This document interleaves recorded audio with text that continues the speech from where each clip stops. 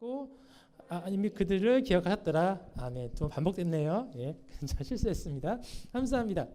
오늘은 기억하시다라는 제목으로 말씀을 증거할 건데, 저희 고등부가 아니라 저희 양평동교회 장년층이 요즘에 구약 성경 개관을 하고 있어요. 그렇죠? 지금 11주차가 끝났고, 예, 이제 곧 끝날 것 같거든요. 근데 전도사님이 준비를 하면서 여러분들에게 이 내용은 같이 했으면 좋겠다는 부분이 있어요. 또 오늘부터 우리 학년별로 공부할 때마다 출애굽기를 들어가거든요. 그래서 출애굽기 말씀과 맞물려서 괜찮은 내용은 가지고 와서 이 시간에 여러분들과 나누겠다 싶어서 가져왔습니다. 오늘은 구약성경 개관에 나왔던 앞에 일부분에 대한 내용이에요. 출애굽기가 왠지 허황된 것 같잖아요. 말도 안 되고 막 시대적 배경도 이상하고. 그런데 그것이 역사적인 사실이라는 것을 우리 세계사적으로 한번 경험해보고, 또 하나님이 우리의 기도 소리를 기억하신다. 그 포인트로 오늘 말씀을 보도록 하겠습니다. 자, 오늘 말씀은 창세기 10장, 11장으로부터 시작이 됩니다. 인류는 노아의 홍수로 인하여서 한 번 멸종을 당하고, 노아 홍수 이후에 신할 평지로부터 다시금 문명이 발현되었어요. 그런데 바벨탑을 쌓았던 그 모든 민족들은 하나님이 흩으셨고, 각기 종족과 언어대로 새 종족을 흩으셨습니다. 여러분, 노아의 아들은 3명 있잖아요. 셈, 함, 야벳. 그 종족들을 흩어졌어요. 대략 이렇습니다. 보시면은 첫 번째 형이 셈이죠. 셈은 저 우르 지역쪽 서쪽으로 동쪽이죠. 동쪽으로 갔고요. 예, 동쪽 갔고, 서쪽으로는 여기가 애굽 지역이잖아요. 애굽 지역, 나일강. 애굽은 바로 함 지역이 왔습니다. 여러분, 애굽 지역에 뭐가 있죠? 아주 이집트 문명이 있죠. 그래서 이집트 문명은 어느 족속? 함 족속. 그렇죠. 북쪽으로 야벳이 갔습니다. 근데 우리가 중요하게 봐야 될 것은 셈 족속이죠. 셈 족속으로부터 예수 그리스도의 족보가 나오는 거죠. 자, 셈 족속에서 우르르 이동한 사람이 있었는데 그것이 그 유명했던 아브라함이었어요. 아브라함은 셈 족속이라는 거 기억해 두시고요.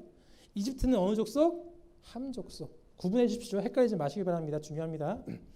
하나님이 셈 족속이었던 아브라함을 불러가지고 너는 가나안 땅을 가라 말씀에서 순종하여서 1600km를 걸어서 물길 따라 유프라테스 강을 따라서 이렇게 이동을 합니다.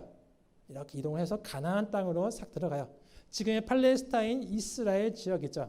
자, 이 땅에 들어왔을 적에 하나님은 아브라함에게 주신 언약의 말씀이 있습니다. 약속하신 거죠. 내가 너로 큰 민족을 이루고 내게 복을 주어 내 이름을 창대하게 하리니 너는 복이 될지라.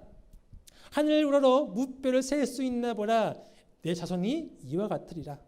하나님은 자녀를 낳지 못하는 아브라함에게 큰 자녀, 많은 수의 자녀를 주겠다고 약속해 주셨어요. 자, 아브라함이 그 이후로 낳았던 아들이 바로 이삭이었습니다. 이삭은 나중에 살아갈 적에 척박한 광야에 살 수밖에 없었습니다. 그가 살기 위해서 우물을 파야 됐어요. 삶이 너무 힘들었어요. 그때 하나님께서 이삭에게 또 아브라함과 같이 언약의 말씀을 주십니다. 그 말씀이 이거예요. 이 땅에 거류하면, 비록 너 살기 힘들지, 하지만 이 땅에 그 말씀에 순종하여 거류하면 내가 너와 함께 있어 내게 복을 주고 내가 이 모든 땅을 너와 내 자손에게 주리라. 땅과 자녀를 주겠다는 그러한 축복의 말씀을 약속해 주셨어요. 자, 이삭이 또 야곱이라는 아들을 낳죠. 야곱이 도망가면서 돌베개 비고 광야에서 잘 적에 하나님은 또 야곱의 꿈속에 나타나셔서 중요한 언약, 약속을 해주십니다. 이러한 내용이죠.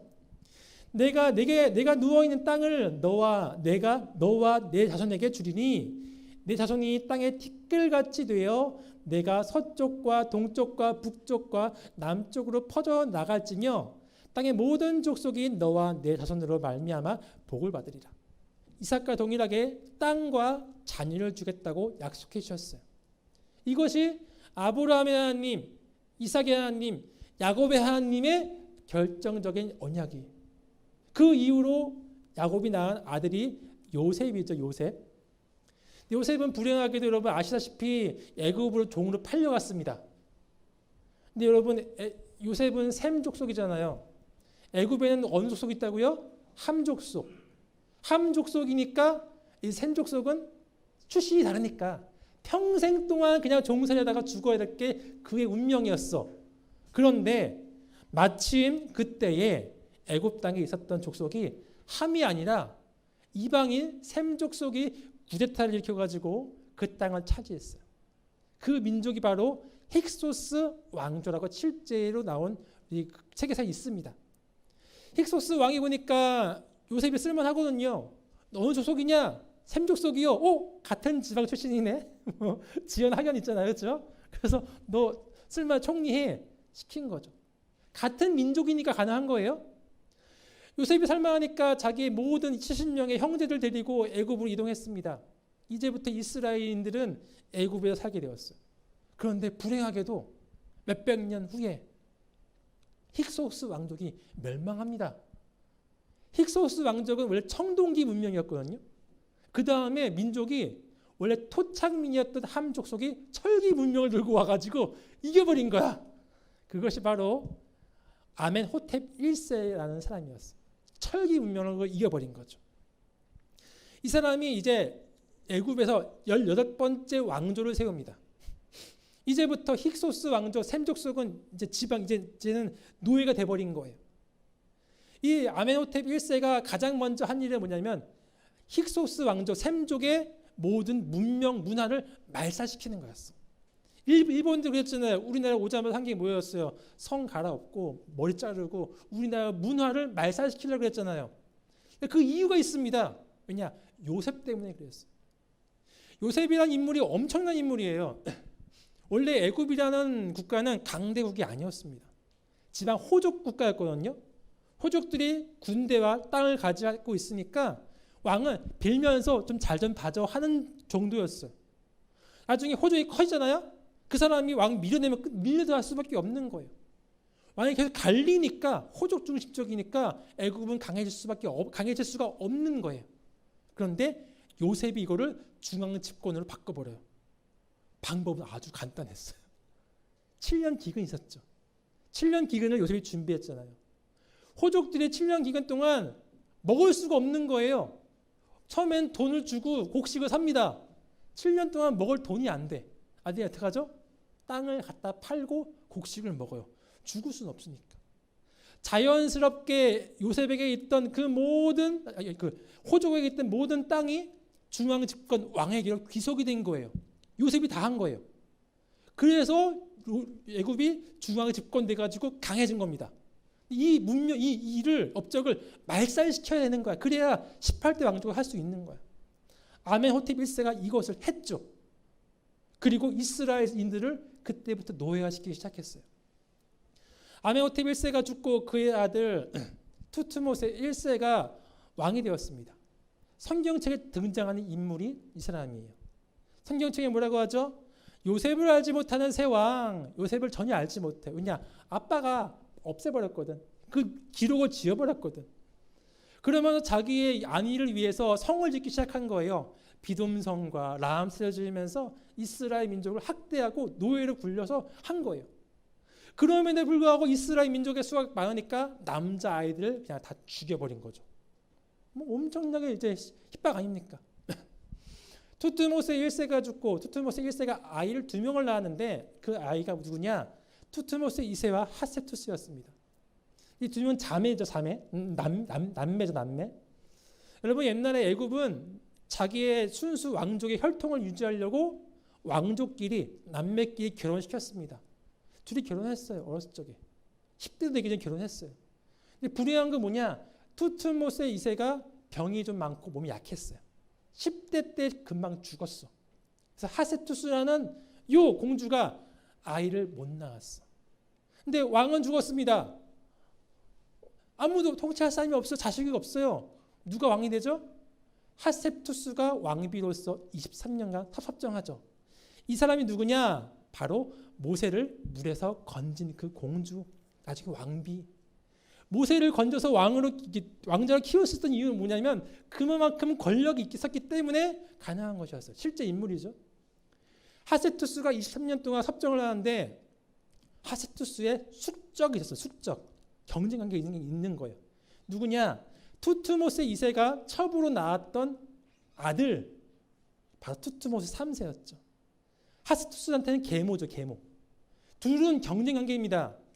이 투트모스 3세는 빨리 하세투스가 내려왔으면 좋겠어. 내가 왕이 되려면.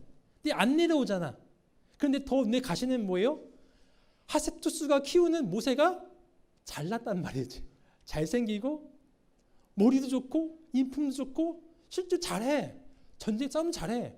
그러니까 위축이 되는 거예요. 빨리 모세를 어떻게 해야 되는데 이런 생각이 있었던 거예요. 이 투트모스 3세가 누구냐? 이집트 왕자 원에서 나왔던 바로 그 같이 말 타고 경쟁했던 그 사람이에요. 근데 나중에는 결국에는 투트모스 3세가 결국에는 모세가 실수 사람 죽이지 않습니까? 생각해 보세요. 그 나라 최고의 권력자의 양자가 실수 사람 죽였어요. 그럼 그 사람이 감옥 가겠습니까? 원래 안 가. 가는 게 이상한 거야. 그렇게 생각했거든요. 사람 한 명 죽었다고 왕족의 아들이 양자가 도망가? 말도 안 돼. 이유가 뭐냐? 그의 숙적 투트모스 3세가 노린 거지. 딱 잡아가지고 정치적으로 이용해서 죽든 버리든 결국 도망갈 수밖에 없었어요. 추방당한 겁니다. 근데 그리고 나서 모세가 광야에 있을 적에 투트모스 3세가 죽고 아멘호텝 2세가 정권을 잡는데 이 사람이 바로 훗날 모세와 경쟁하고 10가지의 재앙을 하나님께 대항했던 그 사람이에요. 결국 아멘호텝 2세는 하나님께 10가지의 재앙, 메뚜기 재앙 뭐 하면서 국력을 다 소비해가지고 18대 왕조는 그때 완전 몰락하게 됩니다. 실제 기록이 나와 있어요. 홍해에 가르고 홍해 안에 물에 들어가서 다 죽잖아요. 그날 이후로부터 기록이 없어요. 죽음에 대한 기록을 삭제해버렸어. 그때 사라진 거죠. 이것을 성경이 어떻게 풀어내고 있는지 보세요. 출애굽기 1장 2장의 내용이죠. 요셉을 알지 못한 새 왕이 있었는데 요셉이 기록을 모르죠. 그런데 그 사람이 자기를 위해서 비돔성과 라암셋을 건축하는데 이스라엘인들을 착취하고 노예로 삼았더라. 그 고통 속이 너무 심하더라. 그런데 그것도 모자라 이스라엘인들이 계속 사람들이 많아지자 남한을 죽였더라. 남자가 죽으니까 그 어미와 이스라엘 민족들의 울부짖음이 아주 그냥 엄청날 거 아니에요. 그거를 어떻게 묘사하고 있냐? 사실적으로 감정이입해서 아기를 거기 담아 나일 강가 갈대 사이에 두고 3개월 된 아기도 부모가 봉양할 수 없어 읽으실 수 없어가지고 그거를 요람에다가 아기를 넣어서 그 노래 있잖아요. 작은 갈대 상자 물이 새지 않도록 역청과 나무 진을 바르네. 그 요괴편의 노래처럼 그 나무 갈대 상자에다가 물이 새지 않게 방수제를 바르는 게 고작 엄마가 할 수 있는 마지막 일. 근데 그것을 물에 띄웠어요. 날 가까이 뭐가 많습니까? 악어가 많죠. 악어가 꿀꺽 삼키면 악이 죽는 거예요. 이 요람이 그냥 물에 확 파도에 휩쓸려 가지고 뒤집어지면 죽는 거예요. 이렇게 갈팡질팡 심지어 그것을 빨리 건지지 않으면 바다에 떠내려가요. 갈팡질팡해서 죽을 수밖에 없는 현실이 어느 현실이냐? 지금 이스라엘 민족의 현실이었단 말이죠. 이스라엘 민족은 아이를 죽임당하고 아이 지킬 수 없고 학대당해서 머지않아 멸종당할 수밖에 없는 그 현실이 마치 모세를 강가에 띄우는 것과 똑같은 것이었더라. 근데 그것을 누가 건져줘요? 바로 이 하세투스가 건져주는데 모세의 그 의미의 뜻은 뭐냐? 내가 그를 물에서 건져내었습니다. 이것은 하나님의 마음이에요. 이스라엘의 현실이 조금만 있으면 바다로 떠내려가는데 조금만 있으면 악어가 삼킬 것 같은데 조금만 있으면 넘어질 것 같은데 하나님 빨리 지금 안 구해주시면 우리는 죽습니다. 갈급한 현실. 하나님 우리를 건져주시지 않으시면은 하나님밖에 우리를 구원할 자가 없더라. 이게 바로 출애굽기 2장의 말씀이죠. 2장의 말씀이죠.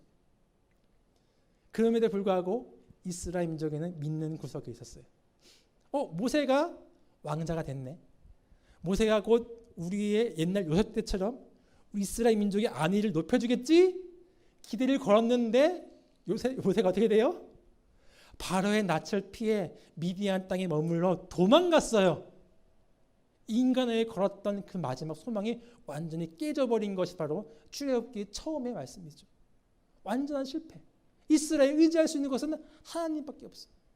그래서 그때 모세가 광야에 있을 적에 여러 해 후에 애굽 왕 투트모스 3세가 죽고 아멘호텝 2세가 왕이 됐는데, 그때 이스라엘 자손이 고된 노동을 말미암아 새로 왕된 그 사람이 더 심하게 채찍 때리고 더 고통스럽게 하고 더 죽일 듯하고, 그것에 못 견뎌가지고 이스라엘 민족들이 탄식하고 부르짖으니 그 고된 노동으로 말미암아 부르짖는 기도 소리가 하나님께 상달된지라. 그들이 어떻게 기도했게요? 성경책에 많이 나오거든. 아브라함의 하나님, 이삭의 하나님, 야곱의 하나님. 이 뜻이 뭔지 알아요? 하나님, 아브라함과 약속했잖아요. 우리 조상과 자녀를 주겠다고. 야곱의 하나님, 땅과 자손 주겠다고 약속했잖아요. 이삭의 하나님, 야곱의 하나님, 땅과 자손 주겠다고 약속했는 그 언약 어디 있습니까? 하나님 주신 말씀이 있는데, 말씀이 언약, 하나님 해주신 말이 있는데 지켜주세요. 그것이 바로 하나님이 아브라함과 이삭과 야곱, 그 얘기야. 아브라함이, 이삭의 하나님, 야곱의 하나님은 하나님 주신 말씀 지켜주세요. 하나님은 자기가 했던 말 반드시 지킵니다. 하나님은 자기 내뱉은 말, 언약 한 번도 안 지킨 점이 없어요. 1.1획 틀어지고 다 지켜주세요. 하나님이 내가 했던 말이 있지, 언약을 기억하사. 하나님이 이스라엘 자손을 돌보셨고 하나님이 그들을 기억하셨고 그때부터 하나님이 움직이시더라. 여기에 포인트가 있는 거예요. 고등부 너무 힘들 때입니다. 이때 하나님께 기도를 해야 되는데 그냥 기도하면 안 되고 말씀 붙들고 기도해야 돼요. 성경책에 적힌 말씀 있지 않습니까? 하나님이 이렇게 약속하셨는데 어디 있습니까? 도와주세요. 하나님 말씀대로 해주세요. 그럼 하나님 꼼짝 못해요. 그러려면 먼저 뭘 해야 돼요? 말씀을 알아야지. 말씀 모르면은 언약을 붙잡을 수가 없어. 말씀 먼저 읽고 말씀 붙들고 기도할 적에 하나님이 여러분의 기도를 더 잘 들어주십니다. 어느 때보다 기도가 필요한 것이 바로 고등부 때예요. 고1, 고2, 고3 청년부 때도 그렇고 여러분 중요한 때예요. 말씀 붙들고 아브라함님, 이삭의 하나님, 야곱의 하나님 그 말씀들을 우리를 지켜주세요라고 기도할 수 있는 저 여러분 되기를 소망하겠습니다. 아멘. 감사합니다.